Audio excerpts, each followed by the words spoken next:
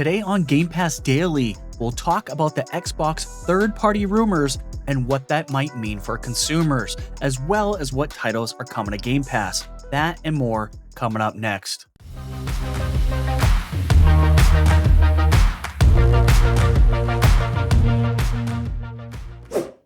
Before we dive into the Xbox and Game Pass news, if you enjoy the content, please make sure to like and subscribe.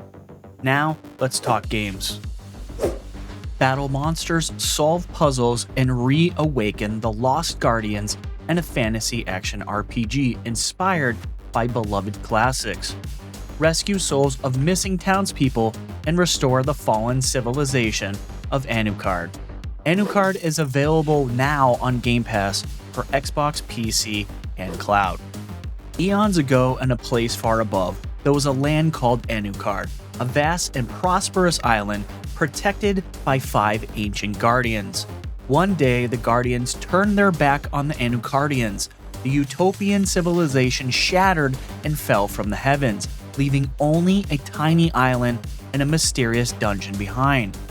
Here, a distorted abyss of time and space awaits alongside the slumbering guardians. Chosen after countless generations, you must enter the dungeon and work to restore Anuchard to its former glory. Explore and encounter fierce monsters, mind-bending puzzles, and the frozen souls of villagers who entered before you. The time to beat Anuchard will take you about 9 hours, and 10 hours for completionists. Feel the power of simulation in your hands. Experience immense velocity and express unrivaled creativity with Train Sim World 4. Expand your rail hobby and discover the raw emotion of driving a diverse array of iconic routes and trains.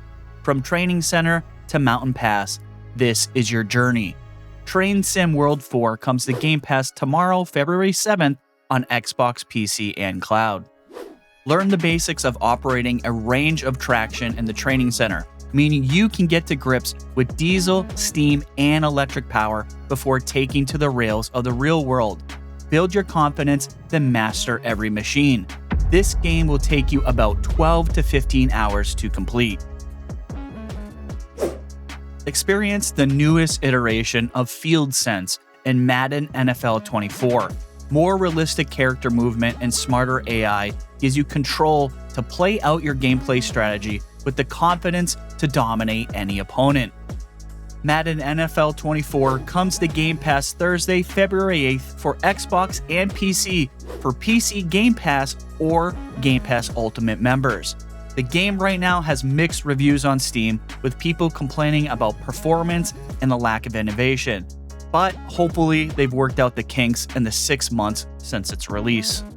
The game will take about 14 hours to complete the main story and about 26.5 hours for completionists. For several weeks now, the Xbox community has been hearing rumors of more prominent Xbox titles going to other platforms such as PlayStation and Nintendo. And that's when I noticed an article making circulation from our friends at Xbox Era. The headline reads, "Exclusive Microsoft plans Starfield launch for PlayStation 5." I'm gonna skip around, otherwise this is gonna take forever. According to sources, we understand that currently Microsoft are planning a launch for Starfield on PlayStation 5 post the release of the already announced Shattered Space expansion for Xbox and PC, which is on target to arrive at some point later this year.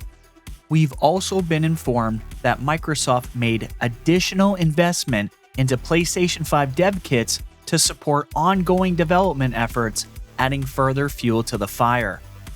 As the already existing rumors have suggested, the idea of bringing first-party titles to competing console platforms marks a massive change in strategy for Microsoft, and from what I understand, it's not been without fierce internal debate on this new direction.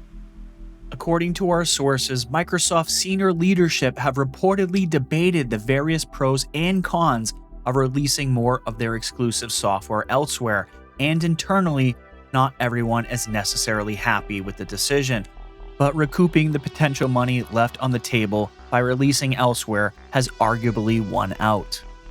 According to sources, Hi-Fi Rush's release on rival platforms is tentatively planned for Q1 this year, and we've been advised to expect Microsoft to make a more public announcement on this new strategy this month. But not long after that article dropped, The Verge decided to drop another bomb. And in their article, the headline reads, Microsoft weighs launching Indiana Jones on the PS5. Again, I'm going to skip around a little bit to save some time. Bethesda's upcoming Indiana Jones game is also tentatively set to launch on Sony's PlayStation 5 console.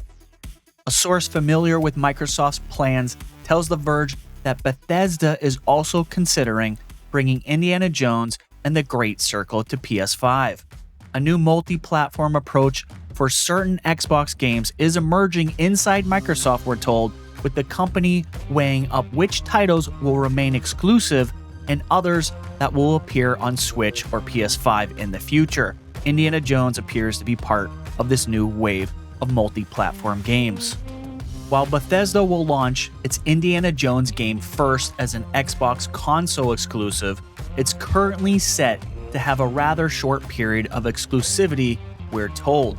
A release for PS5 is being considered for some months later, with Bethesda tentatively targeting a December 2024 launch for the Xbox and PC versions.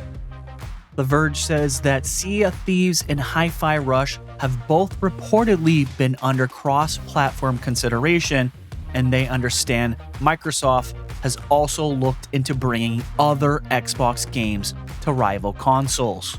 They go on to say, we're told that a Hi-Fi Rush announcement for the non-Xbox platforms is expected in the coming weeks. Then Monday came and went with no word from Xbox, except a little tweet from Phil Spencer saying this: "We're listening and we hear you. We've been planning a business update event for next week where we look forward to sharing more details with you about our vision for the future of Xbox. Stay tuned." This basically went over like a fart in church, and to no one's surprise, the internet did not take too kindly to the lack of urgency. But wait, there's more. On the same day, Jeff Grubb had to get his licks in on his podcast and mention that he heard Gears of War was also one of the games Xbox is considering bringing over to PlayStation. Let's take a listen. You know, if we start like trying to figure out, okay, so what does this look like for the future of Xbox? I think they are still figuring it out. That is like, there does seem to be internal debate about what this should look like and what this should be. But the kinds of games that are being considered, it's like when we first started talking about this a few weeks ago, Mike, it was, hey, yeah, Hi-Fi Rush makes a lot of sense. Sea of Thieves, that's 6 years old. That makes a ton of sense. And like, I think we said Pentiment at the time. Well, Pentiment also being considered. That's an obvious one, right? Okay, but the other one that I've heard is definitely under consideration, doesn't mean it's going to happen, but it's in talks, is Gears of War. Gears of War is like being considered for this, and that's like, it's Halo than Gears of War, right? In terms of like icons of Xbox. In terms of actual legacy Xbox franchises like Forza, sure. Yeah, that would just be signaling that this is the way things are. Right. That's what you do. If you put Gears on PlayStation, I mean, then yeah, you're not holding anything back. You're not holding anything back. You might as well just put Halo on PlayStation 2, and they probably would. They probably will. And at this point, it just kind of feels like we're piling on the pig, because after that, there were several other rumors going around, such as Call of Duty not being a part of Gamepass. FYI, I do not believe this one personally. Also, some are suggesting that games going into Game Pass day and date in the future will only be available on the Game Pass Ultimate tier. I also do not believe that rumor to be true. Here are my 2 cents, folks. Do I believe the rumors about the games being considered for other consoles? Yes, I do. Too many reliable sources for this to be fake, in my personal opinion. I still believe Xbox is going to look at each and every game and decide if it's worth sharing with PlayStation and Nintendo. I do believe Xbox will still have exclusives. Question is, will this hurt Xbox console sales long term? We heard this on our podcast, and I think it's a valid concern. If you can wait just a little while and play Xbox games on a PlayStation, then why bother buying an Xbox? My rebuttal to that is, of course, Game Pass. If Game Pass stays within its current ecosystem, being console, PC, and cloud, then I'm not going anywhere. It will continue to be the best deal in gaming. Now, if they F around and decide to keep certain games like Call of Duty off the service, then I'm going to have some words. Another valid concern is third-party support, especially with games from the East. Xbox has been battling getting more Japanese titles on their console, and if future sales of Xbox decline, then third-party support could be affected. My counter to that, though, is if Xbox profits reach new heights based on their games being everywhere, they can then increase their budget for Game Pass beyond the $1 billion they are currently spending because they have more money in the coffers, meaning they can spend more money on Eastern games if they need to. As long as I can get Game Pass on some sort of device, whether it's a console or in the future, this $100 Keystone device they were talking about, I'm going to stay a subscriber. But until any of this is made clear, crystal clear from Xbox or Phil Spencer, I'm sticking with my ride or die attitude. I think a lot of people are in panic mode, and that's fine. You do you, but I'll be over here playing kick-ass games like Power World and Resident Evil on all my devices. But how funny would it be if none of the rumors were true? There would be a lot of journalists that lose some serious credibility. After Phil briefs us all on the situation, I'm guessing there will be plenty of unanswered questions remaining. But hey, keep your head up, Xbox Nation. Remember, we have a ridiculous amount of games from Xbox Studios to look forward to this year in 2025 and beyond. Thanks for watching this latest episode of Game Pass Daily. Make sure to leave your opinions and your comments down below. We love to hear from you. And don't forget to subscribe to Game Pass Daily and follow us on Twitter.